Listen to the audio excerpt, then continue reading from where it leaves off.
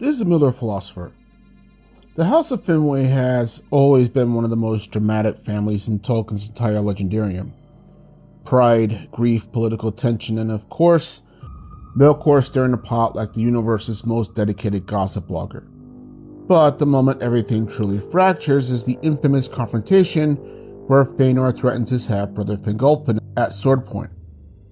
And that leads me to ask this question. Was Fingolfin actually trying to undermine Feanor as Feanor accused him of? Part 1. The rivalry before Melkor's influence. Before Melkor starts whispering in the ears of the Noldor, the tensions between Feanor and Fingolfin is already there, as we all know. But it's cold. It's not violent. Feanor never loved his half-brothers, yes, and in fact you could argue he barely tolerated him. But the conflict was, by and large, mostly passive. Implied fights between them that may have gone down, but nothing at the point of life and death. A quiet argument to stay in separate lanes, I guess you can say. And Fingolfin? Well, Fingolfin genuinely seems to want reconciliation. He's the middle child of the family, after all, trying to keep the family together, even if the eldest wants nothing to do with him.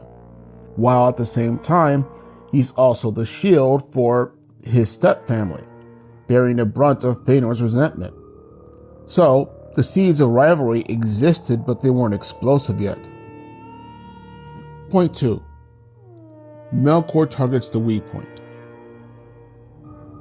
Melkor doesn't create the rivalry. He weaponized it. He spreads rumors that Feanor is being replaced and that Fingolfin is gaining influence, that Finwe's love is shifting, and he spreads the opposite rumors to Fingolfin's faction. Classic divide and conquer, you might say. But here's the key. The one thing that held the family together was their shared love for Finwe. And though I think it's questionable just how effective a king he actually was after Miriel's death, the Noldor still deeply respected him, and he was deeply loved by his sons.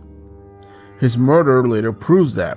Fingolfin and even Finarfin's people, or at least part of them at least, go to war because Finwe was killed, not necessarily because their new High King, Feanor, said so. So, therefore, when Melkor attacks the family, he is attacking the father-son bond first, because that is what's holding everything together and keeping it from blowing up.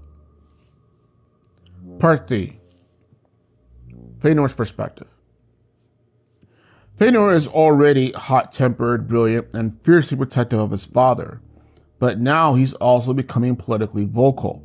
He's talking openly about leaving Valinor. He's shit-talking the Valar, and he's talking about going to Middle-earth to basically reclaim it for the glory of the Noldor, or at least the Eldar, like they were supposed to, thereby rejecting the Valar's authority.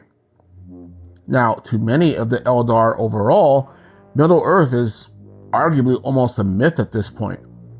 It's very much like how the Dark Elves see Valinor. They've never seen it, and therefore they don't care about it. Even the Noldor, in their ambition, never gave a thought to it until Feanor brought it up in the first place. So, Feanor's speeches therefore sound radical and dangerous. And I think to Fingolfin's ears, the status quo that had been there was now broken when Feanor started talking about leaving Valinor. Essentially, that Feanor is speaking as if he is the king already. As if he can decide the fate of the entire Noldor. In other words, Fingolfin thought it was Feanor and not himself that sought to do this implanting. If his brother was unwilling to be a brother in heart, Fingolfin could live with that, as much as he didn't like it, but not with him taking his father's place because he loved Finwe. Feanor is basically stepping into Finwe's role, as far as Fingolfin is concerned. Part 4. Fingolfin's perspective. When the Civil War is about to break out, Fingolfin makes a Hail Mary. He goes to Finwe and asks him to reign in Feanor, and this is huge, because Finwe has always favored Feanor. Everyone knows it, Fingolfin knows it, and yet he still goes to his father not to undermine Feanor's kingship or his authority, but to stop what he sees as a dangerous escalation. Just listen to Fingolfin's words when he says that if Finwe does not repent of having 2 sons instead of 1, disaster will follow. That line by itself is heartbreaking. It's the voice of a son who has basically always felt unwanted, or at least for a long time has dealt with that potential issue. And now he feels that what little family is theirs slipping away. And he's also therefore terrified of what Feanor's rhetoric would now unleash. Part 5. Lighting the fuse. And then, in perfect comedic timing, Feanor walks in the exact moment that Fingolfin says this, hearing the worst possible line out of the worst context at the worst possible moment. To Feanor, this is betrayal. This is proof that Fingolfin is plotting against him. This is the moment where Melkor's lies actually become truth in his mind, and that's when he drew his sword. But here's where the nuance comes in. Was Fingolfin actually undermining Feanor? In one sense, no. Fingolfin never wanted to replace Feanor as Finwe's heir. He never questioned Finwe's authority. He never even questioned if Feanor was unfit to be the king's son, for that matter. Feanor, for all his flaws, never claimed Finwe was weak or a puppet of the Valar. He never tried to dethrone him. He wanted to lead in Middle-earth, yes, but more or less as Finwe's vassal, not his replacement. So Fingolfin wasn't undermining Feanor's rightful place in the family. Yet, in another sense, yes, Fingolfin was supplanting him. Fingolfin was trying to stop Feanor's imperialist agenda in Middle-earth. Most Noldor didn't want to leave Valinor until, again, Feanor brought it up.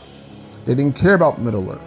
So, when Fingolfin appeals to Finwe, he's trying to halt Feanor's momentum.